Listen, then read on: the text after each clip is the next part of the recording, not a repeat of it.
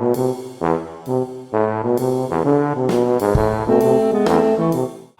Namaste Dom. At the moment, I'm studying math methods, literature, physics, chemistry, and Indonesian as my fifth ATAR. I'm also doing food general. A couple months ago, I went to an Indonesian restaurant and I ordered my meal in Indonesian because we actually learned how to do that in class, so I thought that was pretty cool.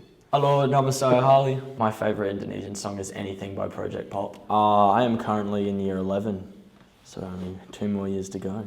At the moment, I am studying Indonesian ATAR, Drama ATAR, Literature ATAR, Chemistry ATAR, Physics ATAR, and Maths Methods ATAR, which means I spend 6 out of 7 classes with Dominic.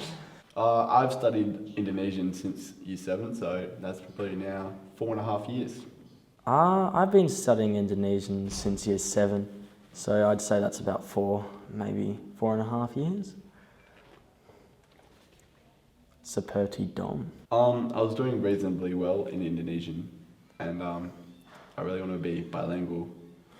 So Indonesian I'm doing with my best mate, Harley, so Hello. seemed like a great course to take. I forced him into it. During middle school, Indonesian was always something I enjoyed, despite getting a bit heckled by my mates for it. But I always got decent grades in it and it was always good fun, so I thought, why not continue it? I had a few friends who gave me a bit of schmack, but other than that, I can make fun of them in Indonesian now and they have no idea what I'm saying. Yeah. It's a handy skill. It's good fun. Since there's so little of us in each class, we get a lot of individual attention, and by that way it's more relaxed, we learn better, and just a lot more enjoyable. I just enjoy, having the opportunity to learn a second language.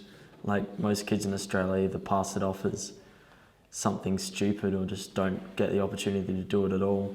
So it's really nice to be able to know something lots of other people don't. Makes you feel smart. You look bilingual.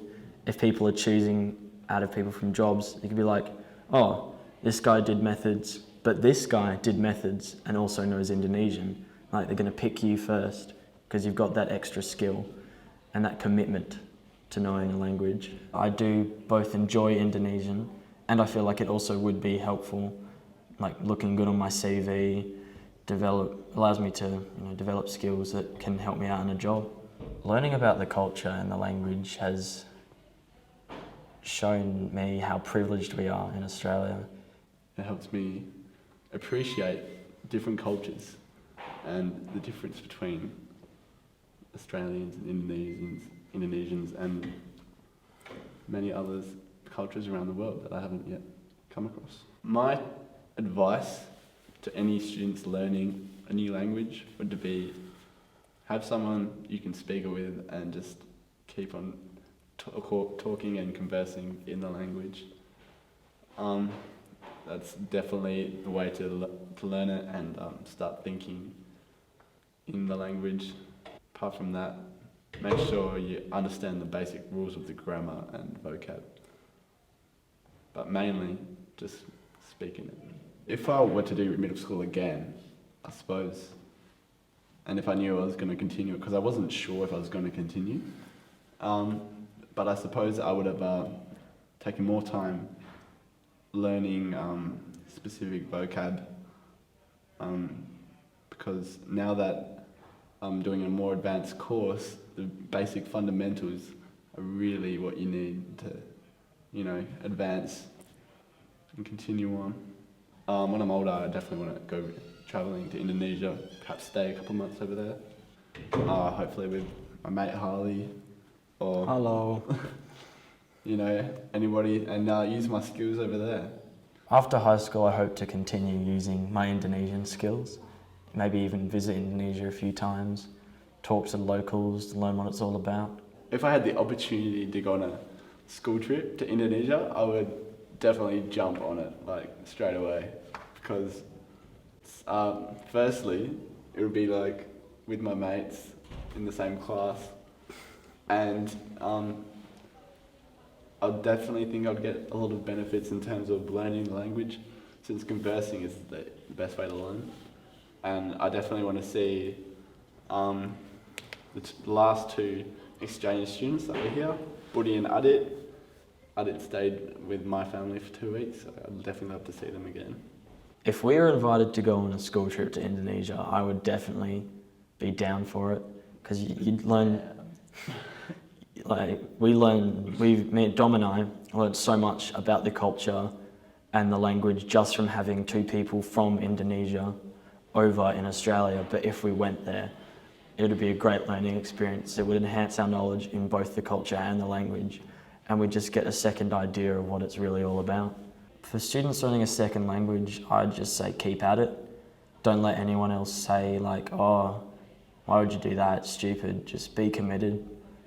And it's a really helpful skill to have. Like, you can make fun of your friends.